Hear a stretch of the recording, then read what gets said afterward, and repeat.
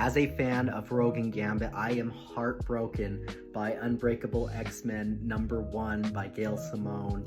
This issue takes place in the not-too-distant future during the X-Men's new era called the Age of Revelation. I am doing a review of all the titles from this new era that I've read and posting them to my account. Go ahead and follow if you're interested in that. But today, we are hitting the Unbreakable X-Men #1, and I just want to say this is one of the best single issues I've read all year. If you are really invested in Rogue and Gambit and the Louisiana X-Men, stop and go read this. I am gonna have some spoilers in this video. That being said, picking up with the Louisiana-based Uncanny X-Men team 7 years in the future, Rogue sacrifices herself to save the world from Galactus. 3 years after that, we find a grief-ridden Gambit who has lost his eyesight and is really just a shell of his former self, heartbroken by the loss. And we peer down and see Galactus's body, which has fallen under the ocean, wake up and send a signal to Werneck. Galactus in this issue is truly terrifying. You get a part where one of the outliers, the younger X-Men, see him and they're describing how they are just paralyzed with fear, seeing the pure size of Galactus. This issue is so emotional. The most sad I ever felt in recent memory reading a comic was House of M, which I read a while ago, and this issue I was tearing up. Just to share some dialogue, Rogue, when she realizes what she has to do, she basically says, "I've been chasing this idea of being a hero for a long time now. I think this is my moment." She says, "Remy, my love, the young ones, they got a whole ass life ahead of them, and there's a baby.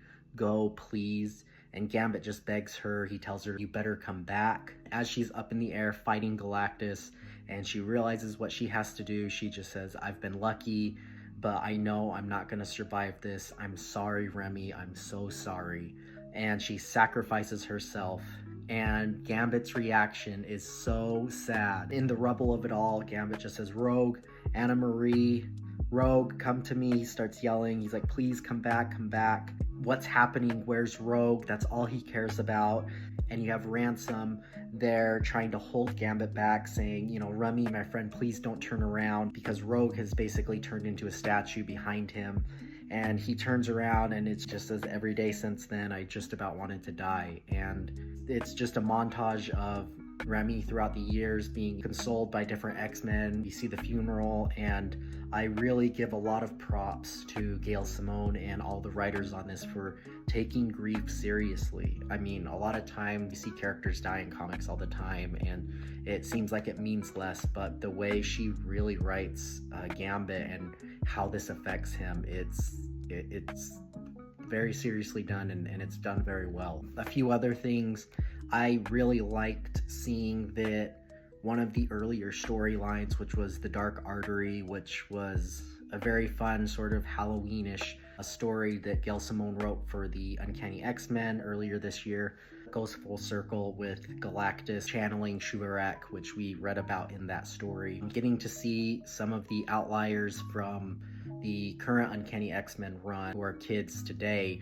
aged up in this future, is very interesting. I am interested to see what happened to the other outliers. We do get a glimpse of Death Dream in last week's Uncanny X-Men #1, so I'm interested to see what happened to Jitter. This future world is very scary, and so I'm scared to see the fates of the other outliers. I don't have a single bad thing to say about this comic. This is really some top tier stuff, and I recommend you go read it.